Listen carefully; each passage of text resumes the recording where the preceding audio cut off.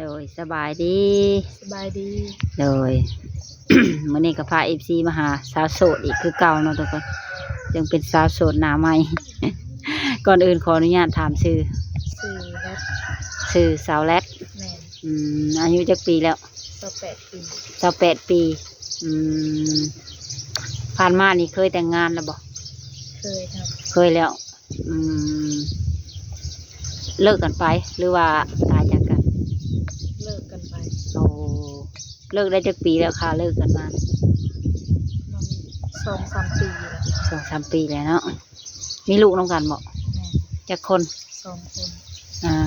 จักปีแล้วเพิ่นตอนคนนั้นคนผู้ใหญ่ค่ะ8 ปีปลายคนน้อย2 ปีปลายเป็นเนี่ยได้คือเลิกกันแบบเพิ่นมีใหม่บ่หรือว่าเนี่ยใดต่างคนต่างบ่เข้าใจกันแล้วก็แยกทางกันต่างคนต่างหันหลังให้กันเนาะบ่ได้มีแบบว่าลงไม้ลงมือกันบ่ตบตีกันบ่มีมันก็มีตลอดที่เอากันนี่แม่นอยู่นำกันตลอดบ่หรือว่าไปหาเงินฝั่งไทยแยกกันแบบว่าทั้งนี้ก็ผัวกับเมียเจ้าเครื่องอยู่ตลาดกันทั้งผัวเป็นทหารเพิ่นอยู่บ้านแล้วเนาะอยู่บ้านไปการเพิ่น คือคิดเพิ่นเว้าบ่เนาะทหารนี่หลายใจเด้อค่ะ ก็เลยบ่เข้าใจกันเนาะทางเจ้านี่เป็นแม่ค้าบ่ขายผักหรือขายหยังเสื้อผ้าชูมื้อนี้ก็ยังไปขายคือเก่าขายคือเก่าปลูกเองบ่หรือหาซื้อหมู่ต่อแบบไปหาซื้อน้ำหมูบางเทื่อก็เขามาส่งปลาเมียนขายได้จังได๋เขาเพราะว่าเฮาเคยขายตลอดให้เขาเอามาพาไว้ให้ขายเนาะแม่คือไปขายนี่ไปขายแต่ตอนเช้าบ่หรือทั้งตอนเช้าตอนแรกหรือเบิดมื้อเลยไปขายแต่ช่วงเช้าไปขายตลาดเช้าแล้วมาแล้วเลยมื้ออื่นอีกบัดขอโทษด้วยที่ถามมื้อนึงนี่ได้กำไรหลายเติบอยู่บ่ประมาณจัก100 บาทคันเป็นเงินบาทประมาณ100,000 ปลายหรือว่าอย่างนั้นสมมุติว่ามันเองตามเนาะได้พักน้อยบ่หรือพักหลายแบบส่วนนี้ก็บ่เป็นราคานี่พักหลายใช่เนาะ70-80,000หรือว่า100,000หรือ150,000ไปบางนี้สูงสุดอย่างได้หลายก็ประมาณ250 บาทต่อวันเนาะก็มาเลี้ยงลูกเลี้ยงเต้าจะเป็นลูกผู้ที่เท่าไรทางเจ้าเองผู้กกเลยลูกกกเลยมีน้องจักคนบัดมีน้องคนหนึ่งไปหาเงินบ่หรืออยู่เฮือนนำกันเพิ่นสร้างครอบครัวไปหาเงินอยู่ฝั่งไทยแสดงว่ายังแต่เจ้ากับลูกอยู่นำพ่อแม่พ่อแม่ก็ยังเบิดบ่เพิ่นแยกทางกันแต่แต่น้อยเจ้าอยู่นำแม่บ่หรือนํพ่อจ้ะอยู่นำพ่ออันผู้เฒ่านี่แม่นย่าแม่นย่าพ่อบ่ได้สร้างครอบครัวใหม่บ่สร้างแล้วมาอยู่เฮือนกันนี่บ่เพิ่นไปทำงานที่ฝั่งไทยยังแต่เจ้าอยู่กับย่ากับลูกน้อยเจ้าก็4 คนเนาะ4 คนทั้งไม่เฒ่าทั้งย่าคือออกมาถ่ายคลิปมื้อนี้นี่มีจุดประสงค์แนวใดอยากเปิดใจบ่หรือว่าแนวใด อยากเปิดใจหาสามีบ่หรือว่าหาคนคุยซื่อถ้าสมมุติว่ามีกันคนคุยก่อนก็ค่อยว่ากันนำหลังทวิตก็คุยก่อนแล้วเนาะ เข้ามาเลยสิเอาโปโลดนี่ก็เป็นไปบ่ได้เนาะ คุยนี่กะว่าสิคุยดนเติบบ่จังสิแต่งกันจังสิเอากันก็ชาในใจนี่นะคิดเบิ่งว่าจักเดือนกะว่าก็ยิงตามลมกันก่อนนะเพราะว่าถ้าสมมุติว่าเข้าใจกันเจ้าบ่ติข่อยก็บ่ติเจ้าอีหยังแบบนี้ทำในสิ่งที่เฮาเป็นได้ก็โอเคไว้ขึ้นอยู่กับ2 ฝ่ายคุยกันนะเนาะทั้งเจ้านี่พร้อมสละโสดอยู่บ่ตอนนี้ก็พร้อมถือว่าแม่นเปิดใจหาผัวเนาะภาษาบ้านเฮาพร้อมสละโสด100%แล้ว นั่นแล้วมักนมทั้งได้เป็นพิเศษบัดข่อยกับเจ้ากับสิปาดกันได้อเว่าก็เกอะเกะคือกันได้อข่อยนี่ก็ อ่า ใจก็ได้นะทาง ลาวไทยหรือว่าต่างประเทศ ได้เบิดเนาะอืมอายุได้จ้ะอายุของเพิ่นนะ จากส่วนหลายอยากได้รุ่นอ้ายกว่า อยากได้รุ่นอ้ายกลัวา แล้วก็เป็นผู้ใหญ่กว่า เจ้านี่28แล้วเนาะต้องอยากได้กลัวเจ้า เอา28ขึ้นไปหาเท่าไรบาท50-60บ่ มองนั่นแหละ เลยเจ้าสิบุติว่าเพิ่นมีอายุหลายบ่ เดี๋ยวบอก ทางว่าเพิ่นเป็นพ่อห้างนางหมายเลยจะรับได้บ่ หับได้ เพอก็เป็นแม่ห้างคือกันเนาะอืมขอเพียงเพิ่นยอมรับในตัวเจ้าได้นะเนาะ แม่น อ่าถ้าสมมติว่าเอากันแล้วนี่เนาะเจ้าพร้อมที่จะไปอยู่เพื่อนเพิ่นบ่หรือว่าต้องอยู่เพื่อนตัวเองพี่ แบบส่วนหลายในใจก็อยากอยู่เรือนตัวเอง อืม แต่ว่าต่างคนแบบว่าทางนั้นก็ยากทางนี้ก็ยากอหย่างแบบนี้ก็ อืม ไปมาหาสู่กันก็ได้ ไปพุ่นในมาพี่แน่เนาะ แม่น อ่าทางว่าเว้าคือถือกันแล้วกะไว้เนื้อเชื่อใจแล้วกันอยู่น้ำเพิ่นได้บ่เพิ่นเฮ็ดให้ไว้เนื้อเชื่อใจหั้นนะ แม่น อยู่ได้เนาะ แม่นแต่ต้อง อืม ไปต้องมาหั้นนะเพราะว่าทางนี้ก็บ่มีคน อืม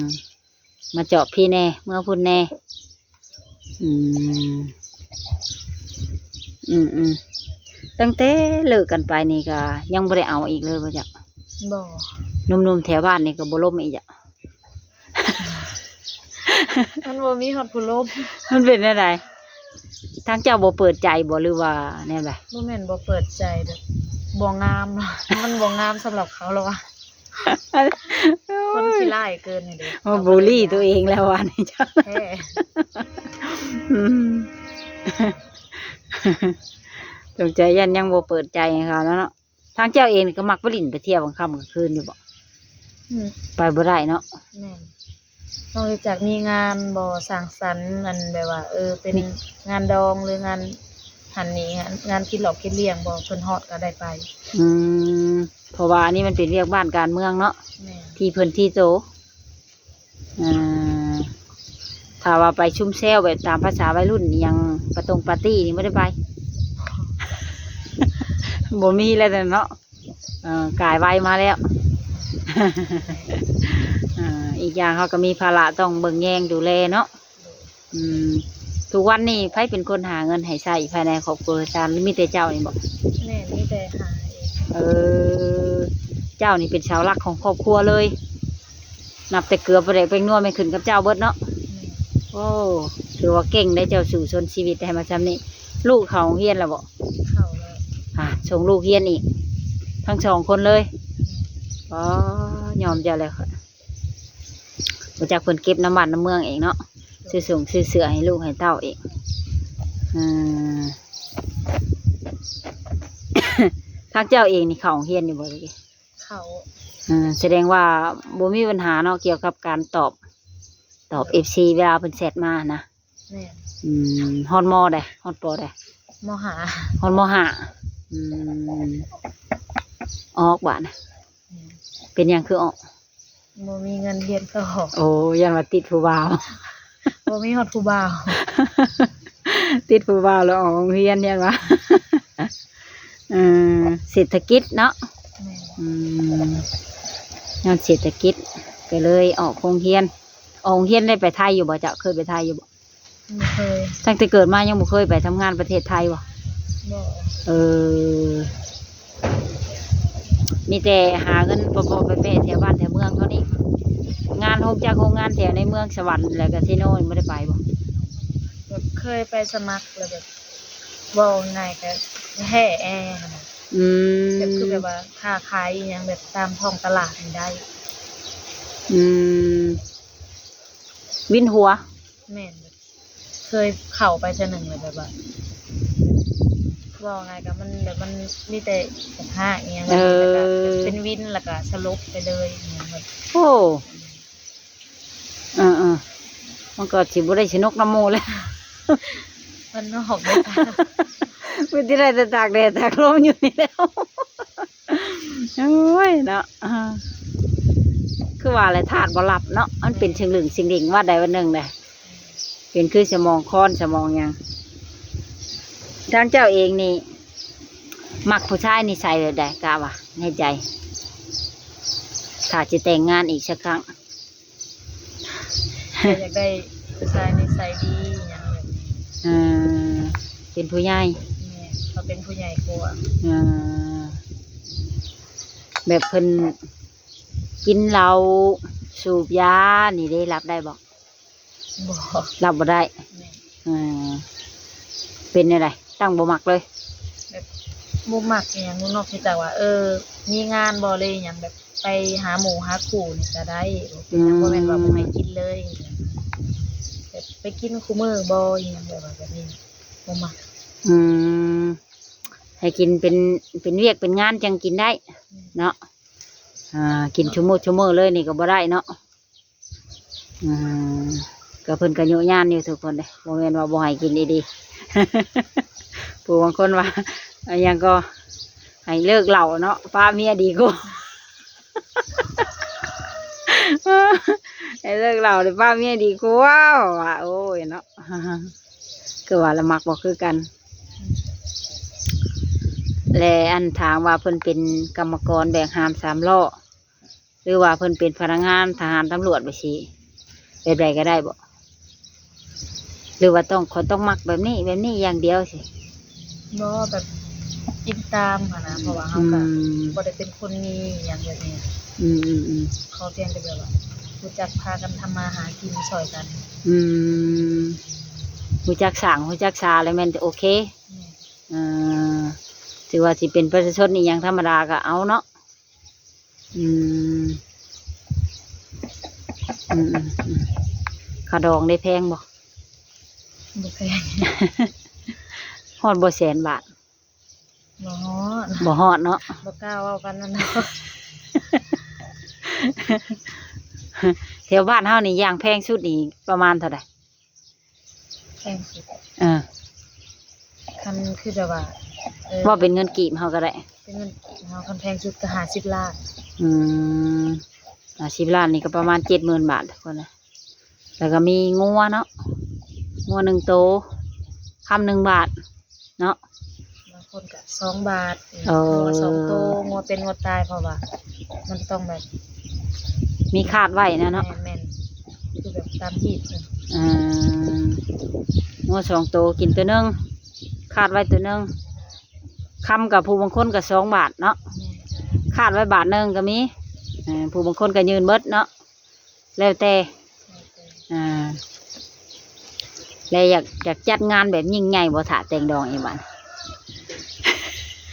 หรือเอาแบบธรรมดาแต่อบอุ่น ใช่มันอิงตามหั่นนะคันถ้าสมมุติมีก็อยากจัดอยู่ อ่าครั้งที่แล้วนี่ได้จัดบ่ บ่ได้จัด แสดงว่ายังบ่ได้เคยเข้าพิธีแต่งงานจักเทื่ออ๋ออยู่นำกันก่อนไหว้คอแล้วบ่ แม่น แต่ยังบ่ทันได้แต่งเนาะฝากถึงหนุ่มๆเนาะที่สิมาดามใจน้องเพิ่นทุกคนเลยตอนนี้ก็เป็นเสาหลักของครอบครัวเงาบ่แต่ละมื้อ ธรรมดานะเพราะว่าเคยอยู่มาแล้ว ลึงเลยเนาะอ่าต่างแต่ว่าอยู่มาปีนี้เนี่ยพร้อมที่จะสร้างครอบครัวใหม่แล้วเนาะถ้าว่า FC เพิ่นเดี๋ยวมาลิ้นมาหัวเฮาเทื่อเฮาซ่านนี่มาได้บ่มาได้เนาะยินดีต้อนรับทางว่าเพิ่นนัดให้ไปหาลิ้นหาหัวอยู่แถวมุกดาหารได้ไปได้บ่ล่ะ ไปได้ ไปได้เนาะเฮ็ดบัตรขาวไปแล้วเนาะ แม่น เพราะว่ายังบ่มีบัตรสปอร์ตหรือมีแล้วบ่ บ่มี แต่ละปีนี้ไพ่ให้เห็นนะ อันนั้นแบบให้อันพี่น้องในบ้านนี่แหละเฮ็ด เจ้าก็เฮ็ดบ่หรือว่าให้เพิ่นเฮ็ดไปเลย ไม่ได้ให้เพิ่นเฮ็ดไปเลยมอบ เอาข้าวน้ำเพิ่น แม่น กุ้มกินอยู่บ่แต่ละปี บ่กุ้มต้องได้ซื้อฮอนยามนี่ก็ได้ซื้อแล้ว ป้าแสดงว่าเจ้าต้องเก่งอะดิเขายอมแล้วข่อย หาเงินซื้อข้าวแน่เนาะซื้อข้าวแน่ รถนะคะแล้วเป็น แสดงว่าเจะหาเงินเก่งในนี่นะเก่งกูฮอดข่อยอีกเลยนะ ว่านั้นแล้วบางเทื่อก็หาบ่ถ่วงบ่ทันก็ยืมน้ำพี่น้ำน้องก่อนอย่างเงี้ย สู่ไปนะเนาะหาเช้ากินค่ำลังเทื่อก็หาค่ำกินค่ำเลย ว่าอย่าว่าหัวเชื่อคนใดให้น้องคนหัวเนาะเพิ่นก็เป็นคนยิ้มย่าง เจ้านี่เวลางอนมีอยู่บ่เวลางอนกะมีเฮ็ดไปได้งอนหายโวกเวกบ่ ให้แล้วก็สิไปเก็บเมียนคนเดียว อย่างนี้เห็นนะ เอ เพราะว่า อ ถ้าสมมติว่ากันถ้ายังคันเถียงกันเถียงกันนั้นใส่กันตอนไหนอันนั้นยันเขาตี เออก็เลยทั้งเว้าทั้งยางนี่ แม่ ยังเพลงตัวเองอยู่เนาะ ทั้งเว้าทั้งยางพบไปเลยใจเย็นแล้วมาใหม่บาดนี่ ใจเย็นแล้วก็บ่เว้าขนาดนั้นไปจักบ่เว้าก่อนเพราะว่า อืม ยังอยากหาเองเลย อืม เก็บเมียนในใจตัวเองถ้าสิเว่าหลายเกินไปก็ยันเขาตี อืมมื้อนี้บ่ได้ไปบ่ตลาดหรือมาแล้ว มาแล้ว อืมแต่เด็กบ่ไปตลาด แน่3 โมง 3 โมงพุ่น เตรียมเครื่องแล้วก็นึ่งข้าว อ่า ล้างถ้วยเนี่ยบวกไปเนี่ย แสดงก่อนไปตลาดนี่แม่นได้แต่งไว้ให้ลูกกับยายเรียบร้อยจ้ะเขาก็จะเก็บไปขายพักอย่างสบายใจบ้าน ขี่มอเตอร์ไซค์ไป แม่ มีหมู่ไปอยู่บ่หรือไปคนเดียว ไปคนเดียว อืมทางเจ้าเองนี่มีช่องทางติดต่ออยู่บ่ มี มีทางใดแน่ ทางไลน์ทางเฟซ มีทางไลน์แล้วก็ทาง Facebook เนาะโดยถ้าว่า FC ท่านใดอยากได้ไลน์แล้วก็ Facebook ของเพิ่นก็ทักมาเอาได้เด้อทุกคนเด้อเดี๋ยวไม่สมหวังสิขอเมื่อไว้ให้มีหยังอยากฝากถึงหนุ่มๆเติมอีกจ้ะบ่ จักสิว่าได้ๆเนาะ โอ้โหน่าจิว่า มีแต่ว่าอยากได้แต่คนเป็นผู้นำใจดีลืมถามไปถ้าว่าสิมีสามีใหม่นี่ลูกบ่ว่าในไรบ่ บอก เคยถามเพิ่นอยู่บ่ เคยถาม เออ อิงตามของนะชื่อว่าถามนี้มันขึ้นกับผู้สิมาหับครอบครัวเขาได้สิแนวเป็นได้ จะเว่ากับเขาแบบใดจะประทันกับเขาแบบใดเขาก็นับถือ อันลูกเฮานั่นเด้ เขาบ่ได้ยากอยู่แล้ว ถือว่าบ่มีปัญหาเนาะเลยจ้ะก็โอเคเสียทุกคนเลยสำหรับคลิปนี้ก็สิได้ขอโจคลิปไว้เท่านี้ก่อนให้เพิ่นไปพักผ่อนก่อนเนาะเพิ่นตื่นไปตลาดแต่เช้ามาแล้วไปให้นั่งต่ออีกมื้อตีนมื้อบ่แล้ว ไว้พอกันใหม่อีกเทื่อหน้าเนาะ โดยสบายดีโดย